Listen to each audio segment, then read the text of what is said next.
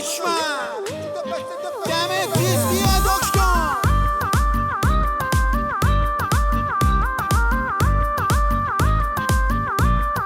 برو بالا حشمت حشمت، منم آخر هیبت، متخصص تو امور ویروس ولایت.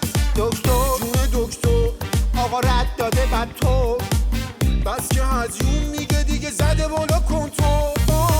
آره عزمالت و پاره، تحریم ها باباشو در میاره، حشمت و تیزیش و اون سندروم دست بیقراره. همه مجلسی ها و دولتی ها، لاری جانی ها و عروتی ها، یکی یکی نفله میشن پس سلامتی حشمتی ها. روحانی با برجامش میلرزه اندامش، نهارش شاخانه و یک کاسه دروغ شامه. حشمت حشمت، منم آخر هیبت، متخصص تو امور ویروس ولایت. دکتر جون دکتر، آقا رد داده بعد تو، بس که هزیون میگه دیگه زده بالا کنترل. دکتر حشمت، خاک پای همه پزشکان و پرستاران با مرام به بخش 6 و 8. سلام علیکم.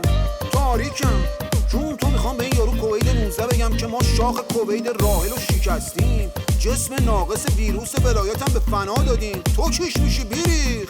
مگه حشمت مرده باشه بذاره عزما کرونا رو پله کنه ملت هم زله کنه؟ جفتشون راه نفس ملت رو بستن، تو میری نفس جفتشون رو میبردم. آره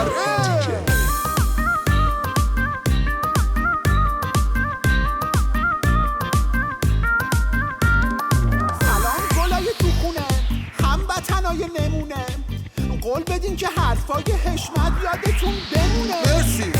همیشه قبل خواب دوتا فوش بده به عزما بعد بخواب، پته یه ناخوندار رو 3 سوته بریزین رو آب، تا وقتی ریشه این نظامو از ته زدین، تا وقتی دیلیت شدن آخوندا از رو زمین.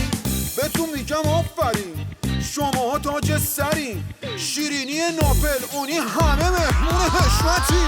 دکتر حشمت دوکی دوکی